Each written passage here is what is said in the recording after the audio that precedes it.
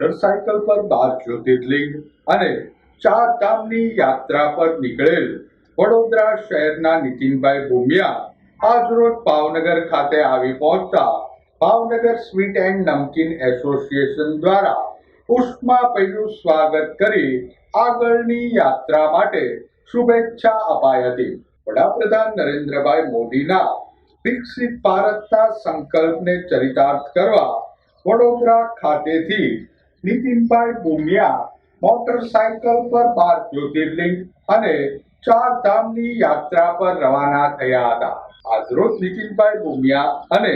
તેમની સાથે રહેલ જય પટેલ અને હેમંતભાઈ શાહ ભાવનગર આવી પહોંચતા તેઓનું Bhavnagar sweet and Namkeen association દ્વારા ઉષ્માભર્યું સ્વાગત કરાયું હતું.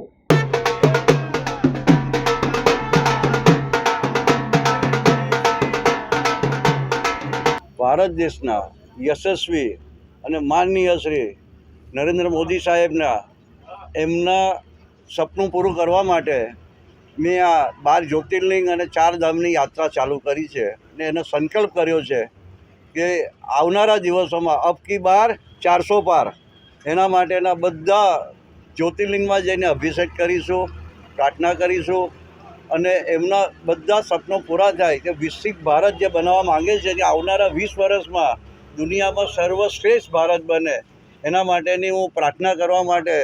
હું વડોદરાથી, મારું નામ નીતિનભાઈ ભૂમિયા, મારી જોડે જય પટેલ અને હેમંતભાઈ શાહ સપોર્ટમાં આવ્યા છે મારી જોડે અને અમે લોકો 12,000 કિલોમીટર 12 જ્યોતિર્લિંગ અને 45 દિવસનો મારો પ્રોગ્રામ છે અને ઠેરે ઠેરે જઈને અમે લોકો પ્રાર્થના કરીશું અને બધા આખા દેશનું ભલું થાય એના માટે નીકળ્યા છે. એટલે કોઈના એક એરિયા માટે નથી. એટલે જે એરિયામાંથી પસાર થઈએ હું આ મારી યાત્રા 45 દિવસમાં ભારત દેશના 16 રાજ્ય 62 સિટી અને 248 જિલ્લામાંથી પસાર થવાનું છે. એટલે અને ભગવાન મને શક્તિ આપે, મહાદેવ મારી જોડે છે અને જે ભૂમિ પર જઈશું અને જ્યાં પ્રાર્થના કરીશું એ એરિયાના એ માણસોનું બધાનું ભલું થાય એવી ભાવનાથી નીકળ્યા છે.